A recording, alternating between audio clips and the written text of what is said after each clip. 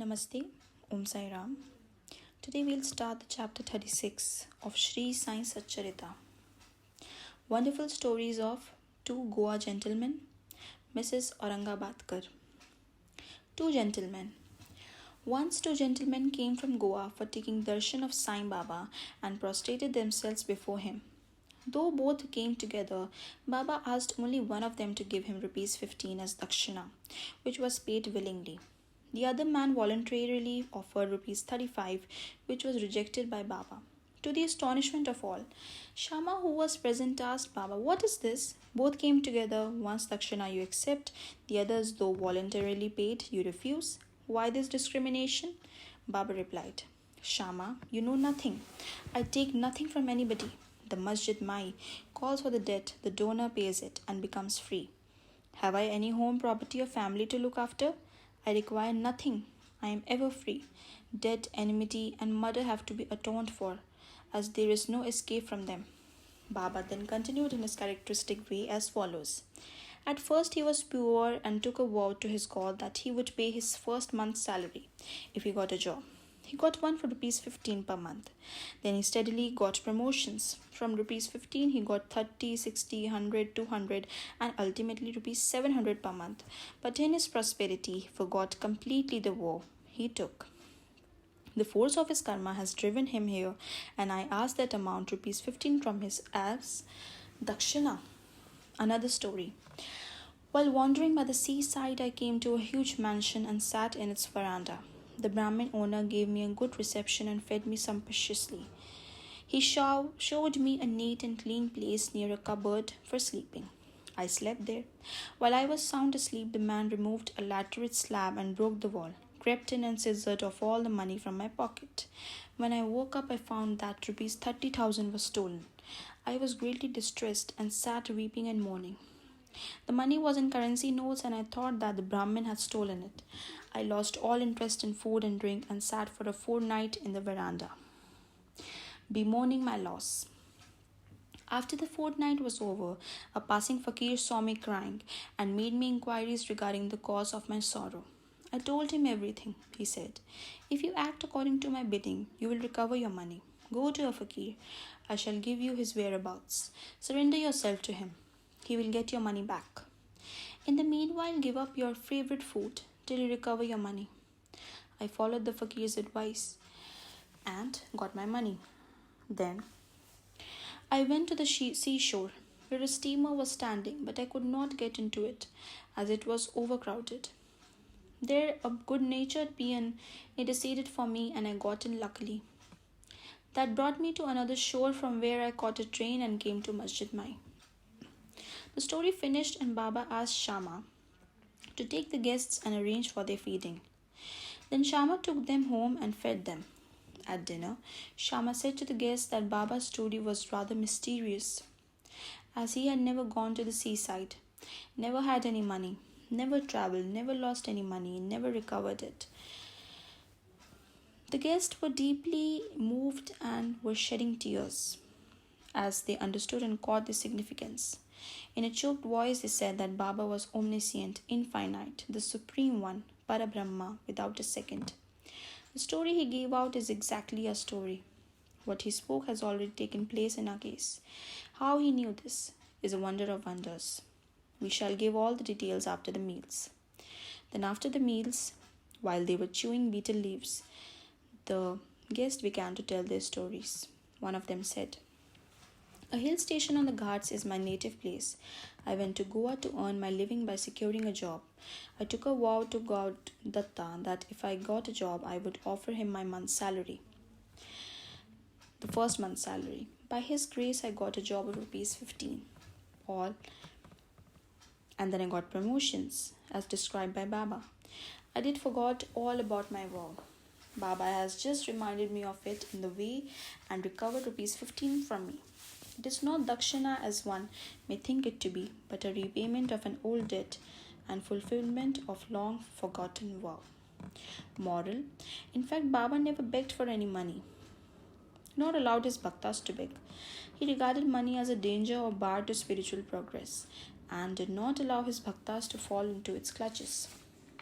Bhagat Malsapati is an instance on this point. He was very poor and could hardly make both ends meet. Baba never allowed him to make any money, nor gave him anything from the Dakshina collection. Once a kind and liberal merchant named Hansraj gave a large amount of money to Malsapati in Baba's presence, but Baba did not permit him to accept it. Then the second guest began his tale. My Brahmin cook was serving me faithfully for 35 years. Unfortunately, he fell into bad ways. His mind changed and he robbed me of my treasure. By removing a laterite slab from my wall where my cupboard was fixed, he came in when we were all deep asleep and carried away all my accumulated wealth, 30,000 in currency notes. I know not how Baba mentioned the exact amount. I sat crying day and night. My inquiries came to nothing. I spent a fortnight in great anxiety. As I sat on the veranda, sad and dejected, a passing fakir saw my condition and inquired of its cause, and I told him all about it. He told me that an Avalia, or you can say Aulia, saint by name Sai lives in Shirdi, Kopargaon Taluk.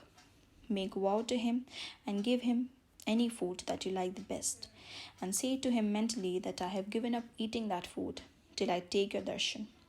Then I took the vow and gave up eating rice and said, Baba, I will eat it after recovering my property and after taking your darshan.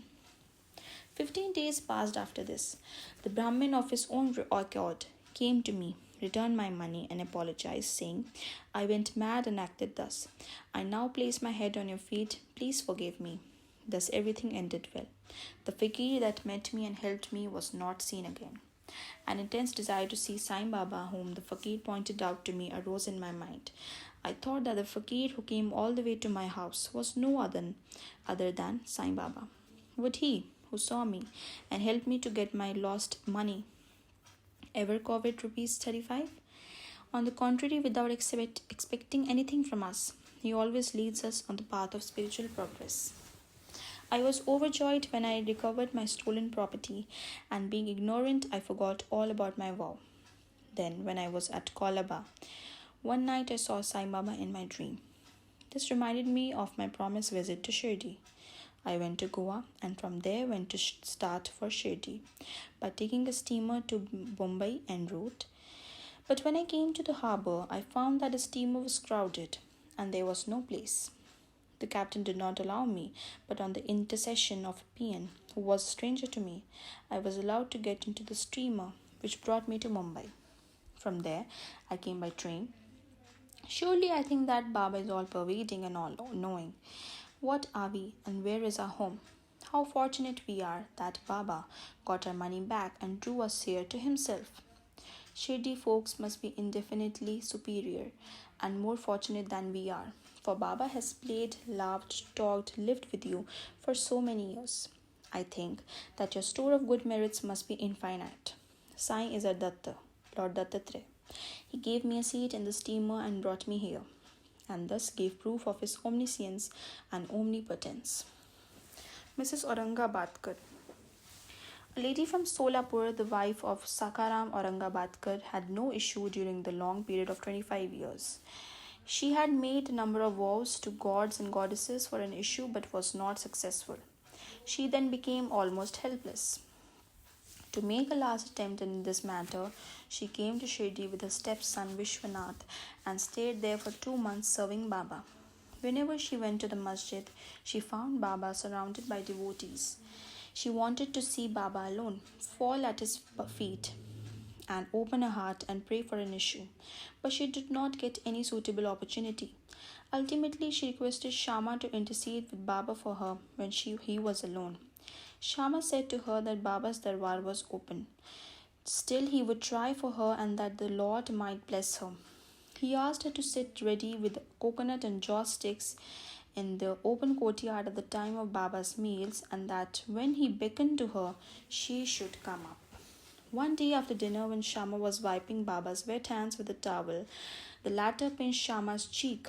Shama, feigning anger, said, Deva, is it proper for you to pinch me like this? We don't want such a mischievous God. Who pinches us like this? Are we your dependents? Is this the fruit of our intimacy? Baba replied, "Oh Shama, during the 72 generations that you were with me, I never pinched you till now, and now you resent my touching you." Shama replied, "I want a God who will always love us and give us new dishes to eat. We do not want any reward from you or heaven. Let our faith unto your feet be ever awake." Baba, "Yes, I have indeed come for that. I have been feeding and nursing you and have got love and affection for you." Then Baba went up and took his seat. Shama beckoned to the lady. She came up, bowed down, and presented the coconut and jaw sticks. Baba shook the coconut, which was dry. The kernel within rolled and made a noise. Baba said, "Shama, this is rolling. See what it says." Shama, "The women praise that a child should similarly roll in her womb. So please give her the coconut with your blessing." Baba, "Will the coconut give her any issue? How foolish people are to fancy such things." Shama, "I know the power of your words and blessings. Your word will give her a series of children. You are wrangling and not giving real blessing." The parley went on for a while. Baba repeatedly ordered to break the coconut, and Shama pleaded for the gift of the entire fruit to the lady. Finally, Baba yielded and said, "She will have an issue." "When?" asked Shama. "In 12 months, was the reply. At this, the coconut was broken into 2 parts.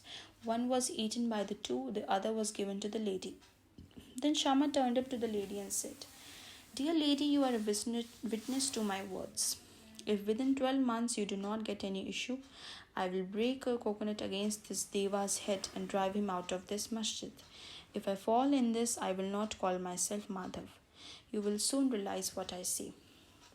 She delivered a son in a year's time, and the son was brought to Baba in his 5th month. The couple, both husband and wife, prostrated themselves before Baba, and the grateful father paid a sum of rupees 500, which was spent in constructing a shed for Baba's horse, Shyam Karna. Bodhi Shri Sai, peace to be all. Om Sai Ram.